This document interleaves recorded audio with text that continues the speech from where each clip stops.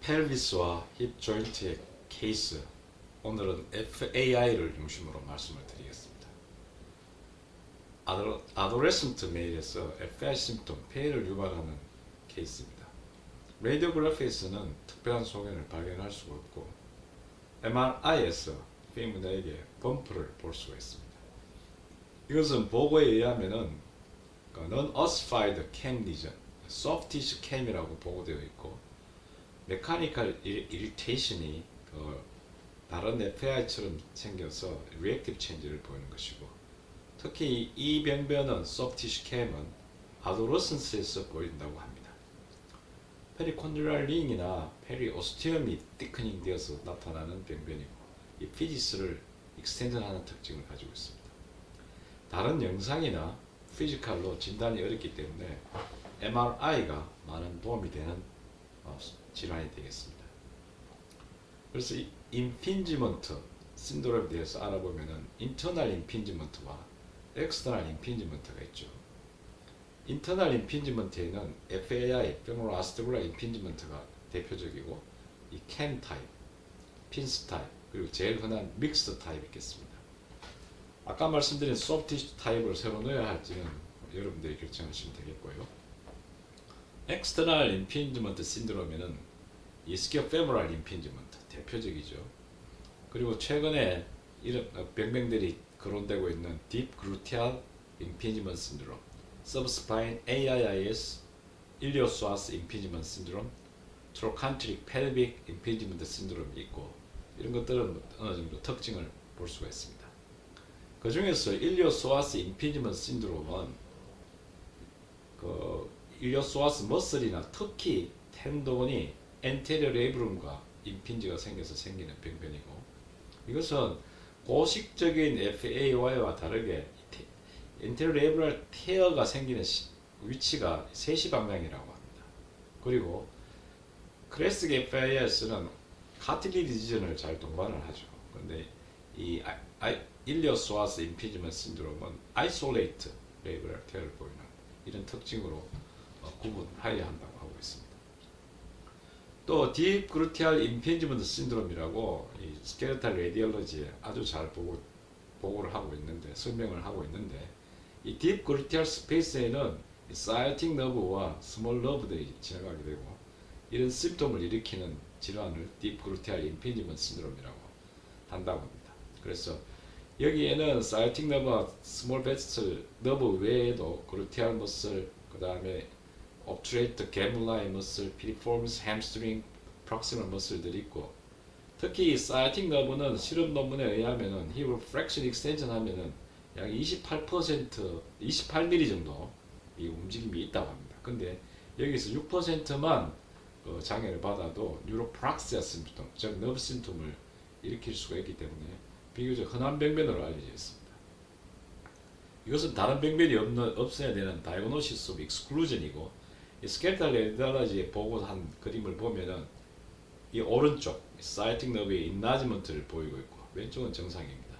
이렇게 사이어틱 너브의 이디마나 인나지먼트 이리테이션을 보이게 되면 딥 그루티알 임핀지먼트 신드롬을 생각해 보아야 한다고 합니다.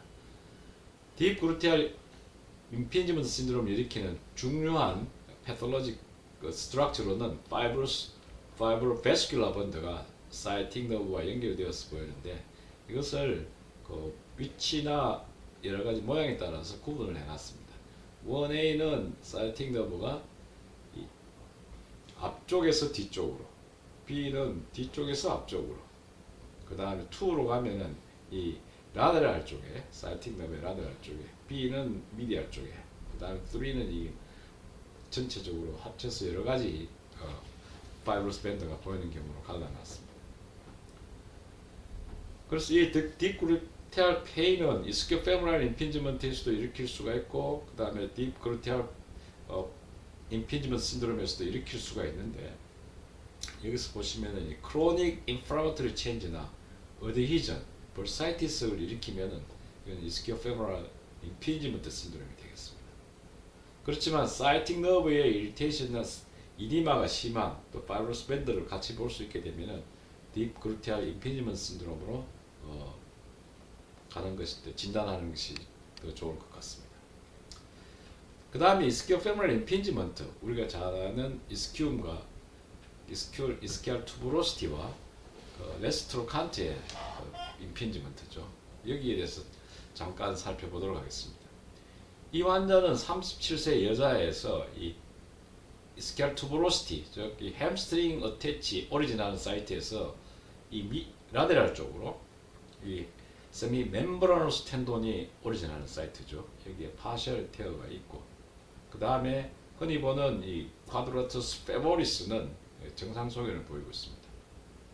그래서 이 환자를 abduction, fraction abduction external rotation, fave position, 즉 우리가 그 정형외과 의사 선생님들이 검사를 꼭 하는 패트릭 테스트를 하는 포지션이 되겠습니다. 그렇게 하면은 이 환자에서처럼 이 그레이트 투브로시티의 posterior wall이 TBR, 이스키알 투브로시티와 임핀지를 일으키게 되고, 여기서 보시면은 이 햄스트링 오리진 사이트에서 병변이 있게 됩니다. 그래서 그 라디오그래프에서도 이 페이버 포지션을 하게 되면은 그레이트 트로칸트가 들어오는 것을 볼 수가 있고요.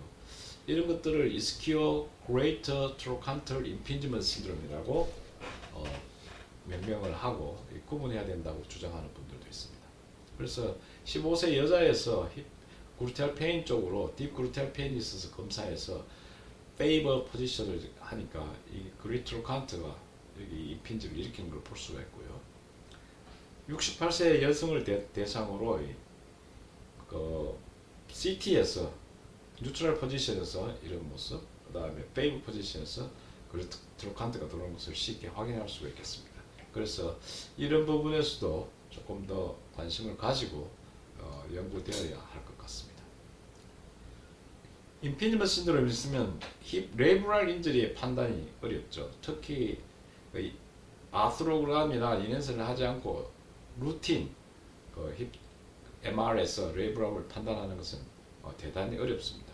그러나 한 가지 뭐 판단할 때 고민을 적게 할 수 있는 희망적인 소식은 50세가 되면은 이 조직 스페시멘에서 보면 레브럴 디태치먼트가 50%라고 합니다. 50세에서 레브럴 인저리의 의미는, 그 다음에 레브럴 인저리는 반반 정도 있다는 것이고, 이건 숄더 레브럴 디태치먼트와도 비슷한 빈도라고 합니다. 그리고 재밌는 것은 1년마다 1%씩 레브럴 디태치먼트가 증가하기 때문에 60세가 되면 60%, 80세가 되면 80%의 디태치먼트를 보이기 때문에 심텀이 없다면은 피지올로직 컨디션으로 생각하시면 되겠습니다. 또 힙 조인트에서는 이 핏폴이 흔하죠. 서브레브럴 서커스, 서브레브럴 리세스 이런 것들이 있는데, 특히 리세스는 비교적 판단이 쉽지만 서커스는 어려운 경우가 있습니다. 포스트 인피리어 서커스는 흔하기 때문에 포스트 인피리어 쪽에서는 서커스 쪽으로 많은 판독을 내고 있고요. 힘든 거는 엔티리어 서커스죠. 특히 엔티리어 슈피리어, 여기는 임핀지먼트에서 레이브럴 인저리를 일으키는 사이트이기도 합니다. 그러나 여기 판단이 어려울 뿐더러 이것이 운명이 태어의 힐링 프로세스가 아니냐라고 주장하는 분들도 많이 있습니다. 그래서 이런 것들 때문에 아마 MRI에서도 레이브럴 태어의 진단률은 떨어지는 것 같습니다. 그러나 이 리세스가 아니고 태어인 경우는 레브럴 내로 시그널 인텐시티가 들어가거나 풀 시퀀스가 있고, 레브럴 자체의 시그널이 변변이 있거나 카틸리지나 오세오스 업노말리티, 그리고 파라 레브럴 시스트가 있으면은 특히 레브럴 테어의 진단에는 큰 도움이 되죠. 그래서 이 힙 조인트에서는 다른 관들도 마찬가지입니다만 업노멀 소견을 MR에서 보이더라도 에이시프토마틱한 경우가 많습니다. 특히 힙에서는 흔하죠. 그런 병변 중에는 레브럴 테어, early hip OA, tendinopathy, dorsal changes, sciatic nerve symphysial degeneration, SI joint degeneration, 이런 것들은 영상에서 진단이 되더라도 심통을 일으키지 않는 경우가 많은 것 같습니다. 그래서 이 서전들, 클리니션들은 이런 말을 많이 쓰고 있습니다. Barf is vomit. Avoid being barf and vomit. barf라고 하는 것은 그 단어 자체는 이렇게 바미팅을 하는데 이 프로젝트를 하는 컴포넌트를 가지는 경우는 발프라고 그러고 바미팅은 우리가 잘 아는 것이죠. 그래서 발프라고 하는 것은 brainless application of radiographic findings, 즉 이미징 파인딩 하나만 가지고 클리니컬 코릴레이션 없이 치료를 진행하는 것을 발프. 그리고 이 발프는 바미트를 유발하는데 바미트는 a victim of medical imaging technology. 그래서 영상만 믿고 이렇게 하는 이런 것을 발프리스 바미트라고 합니다. 그래서 최근에 이 팩스 시스템이 많이 발달하고 많이 이용되고 있는데 이런 부분에서 한번은 생각해 보면 좋을 것 같습니다. 감사합니다.